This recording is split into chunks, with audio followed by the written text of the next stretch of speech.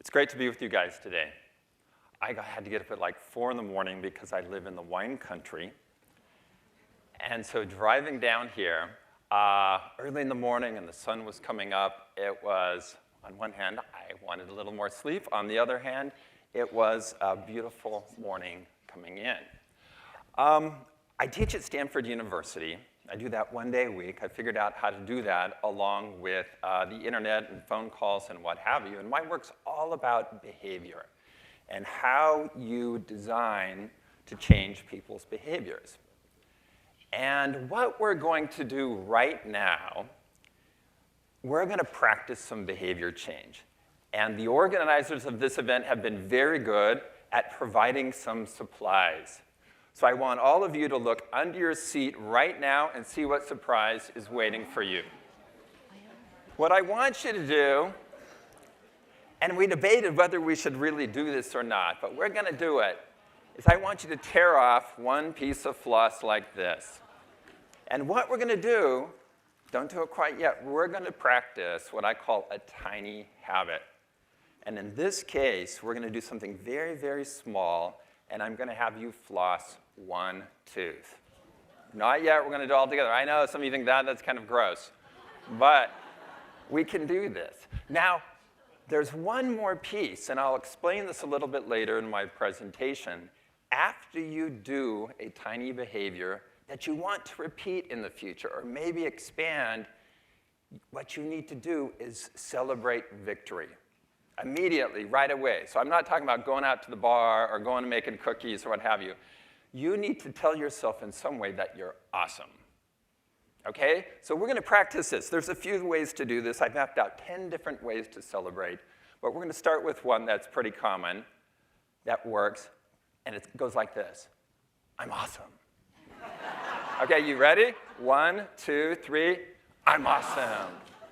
Okay, let's try another celebration. And this one is bingo. Ready? 1, 2, 3. Bingo. Awesome. Now, I'm awesome. There are some people, when they're working with tiny habits with me, they like doing a little dance.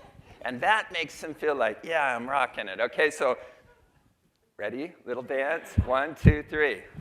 Awesome. Okay, now, we're going to get to this in a minute, so just hang tight. I'll give you a little bit of background, and we're going to practice this together. You guys are great sports in practicing the celebrations with me. I'm obsessed with how behavior works. Even on vacation, I'm thinking about behavior. I'm watching behavior. I'm reading stuff on it. I'm trying to understand it systematically. And when I'm sleeping, and this is a little bit scary, I'm thinking about behavior model, behavior grid, domino actions, motivation waves in my sleep. And this happens almost every night now, so that's a little freaky, but I learn things, so that's nice. I would have never expected that a year ago, that today I would be doing 50, 60, 70 push-ups a day. But all this is part of being obsessed with the behavior. And one of the things that you need to do is practice changing your own behavior. And that gives you an understanding of how behavior works. Now, the way I arrived here was very much like the flossing, but a little bit different, and this was the equation. After I pee, I will do 2 push-ups. Okay, so I'd use the facility. Yes, technically you flush the toilet first, and then 2 push-ups. And you're done, and you go, awesome, okay? Okay, awesome, yeah. Well, after 2, it's really easy. You move on, then you do 5, then you do 8, and the current where I'm at now, I do 8, but I always do extra credit, so I tend to do 12 or so, and it adds up over the day. I end up doing, who knows, 50, 60, 70, depending on how much water I've had and other factors. The good news is that behavior and behavior change is not as complicated as most people think. It's systematic. And there are ways to understand behavior that are pretty straightforward and simple, and I'm going to share some of those with you today. There are 15 ways behaviors can change. There are not hundreds of behavior types. There's 15 ways. When we talk about health behavior change, people are mostly talking about long-term change, and this row, these are the 5 that represent different types of long-term change. I'm not going to go into depth here, but what I want to explain to you is when it comes to long-term change, there's only 2 ways you can get it done. Number 1, you can change your environment. So before, here's your environment, certain behavior, and then after, the changed environment changes your behavior. That's a reliable way. It also includes your social environment, before, after. Now, changing the environment is a reliable way to change your behavior. However, it can be tricky, especially the social environment with families and coworkers and so on. So there's one other way of changing your behavior long term, and I'll give you a hint. It does not have to do with motivation. Surprise. Motivation actually applies to other kinds of temporary behavior change, but not long term. In other words, relying primarily on motivation to change your behavior long term is a losing strategy. And similarly for willpower. So if you can take those off the table if you make the behavior change tiny enough. Now in this grid, this is where habits live, blue path. It's something familiar that you do from now on. And if you make that very tiny, like 2 push-ups, floss 1 tooth, and so on, it's very easy to repeat and make that become a habit. Think about it this way. You already know how to floss all your teeth. That's not what you're lacking. What you're lacking is the automaticity of flossing. So you don't need to train flossing all your teeth. You need to train making it automatic. Now, in the persuasion boot camps that I teach, we geek out about this kind of stuff. And this is one of the crews with me up in the wine country doing it.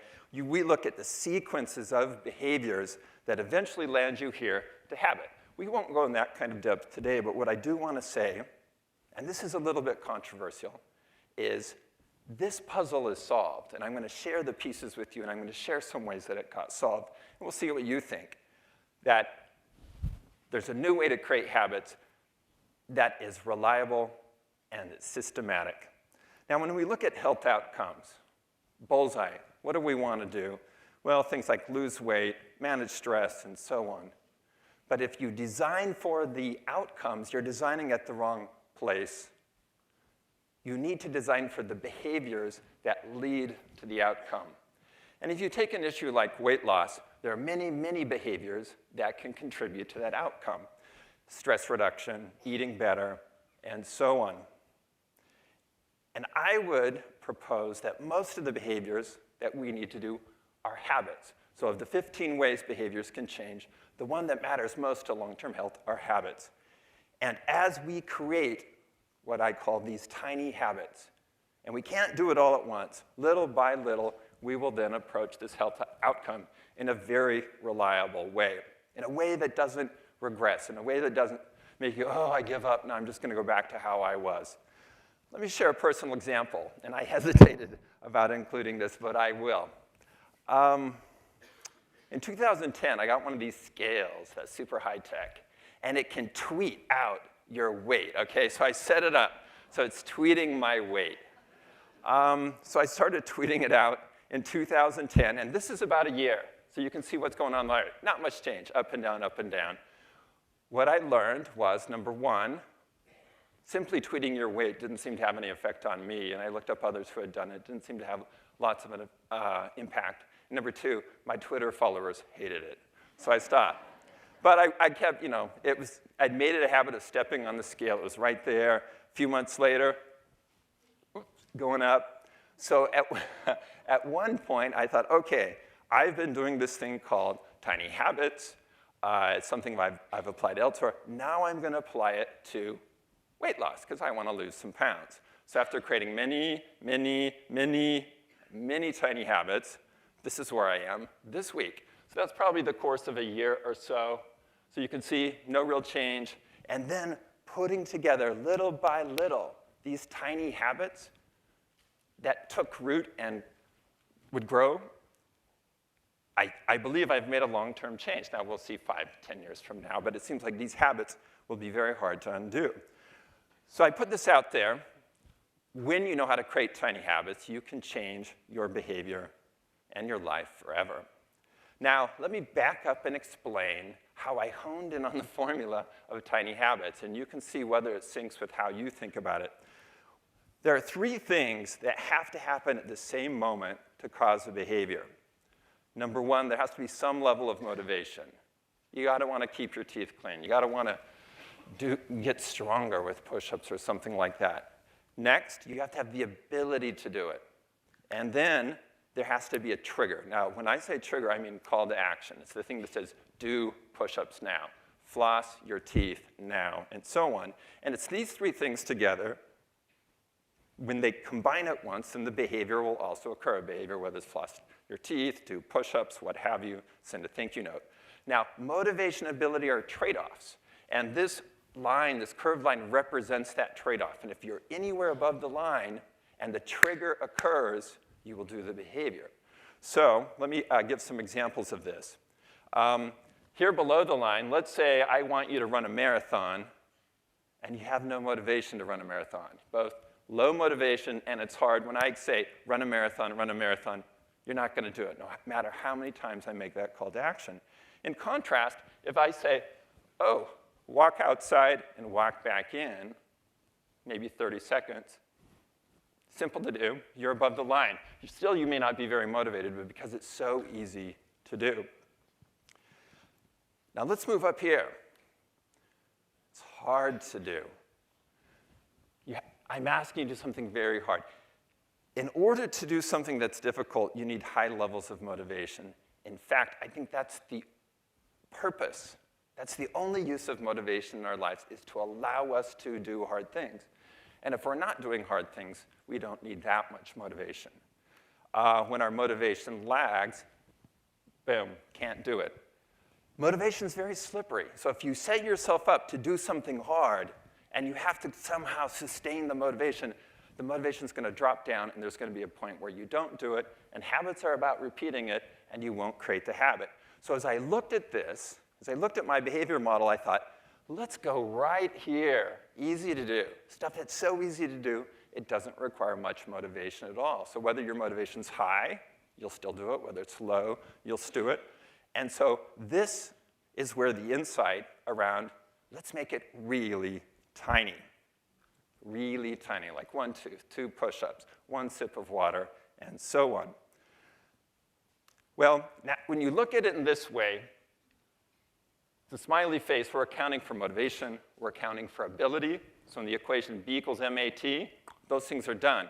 What wasn't done, and what I hadn't solved, was the trigger. How do we trigger that behavior easily? Well, one day, I came home from the gym, I went into the bathroom, I got in the shower, I turned on the shower, I got out, I dried off, I went into my bedroom, I opened the sock drawer, and at that moment, it hit me. After. The secret was after. If you use an existing behavior in your life, and you put the new tiny behavior after it, you can use the existing behavior to be the trigger. So I was looking for, what is the T, what is the trigger? Well, the triggers are your existing behaviors. I was pretty happy about this. I thought this was a breakthrough. It means you don't have to put up Post-it notes. You don't have to set alarms and so on. You just establish what it will come after. So I went off, mapped this out, and started practicing tiny habits more and more on my own, applied them to many things.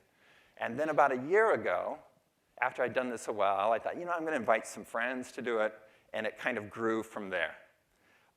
So today, I've actually coached over 20,000 tiny habits, and this is a snapshot from the spreadsheet. Here's the format for tiny habits. It looks like this. After I, whatever your existing behavior is, I call that an anchor, I will floss 1 tooth, do 2 push-ups, and so on. So what kinds of tiny habits do people create? This is from this upcoming week. I grabbed this out of the database. A lot of habits are geared toward the morning. After I start my morning coffee, I will tidy 1 item in the living room. Other habits are toward the evening, where you have routines already set up. After I enter the house at the end of the day, I will kiss my wife for 10 seconds. These kind of tiny habits work out really well. So as you think about changing your life, think about framing it in terms of this format. After I pick an existing habit that you do every day with the same frequency that you want the new behavior to happen, I will, and you've got to make it super tiny. After I pee, I will do 2 push-ups. After I walk in the door, I will hang my keys on the hook. After I brush my teeth, I will floss 1 tooth. That makes sense, right? That brushing becomes the trigger or the anchor for flossing 1 tooth. And then you celebrate it. So now we're on to the practice time. You ready for this? Everyone get out your floss. OK, in your minds, visualize you're brushing your teeth. Oh, I think we need to practice celebration. We're going to go awesome, right? 1, 2, 3, awesome. OK, all right, we brush our teeth, floss 1 tooth. 1, 2, 3, awesome. OK. If you keep at that over time, it'll get easier and easier to floss your teeth, and you can floss more and more. There's different ways to celebrate. Find the celebration that works for you. Here's the phrase, and it comes down to this. I live up in the wine country.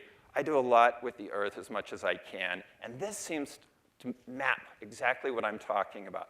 Plant a tiny seed in the right spot, and it will grow without coaxing. The tiny seed.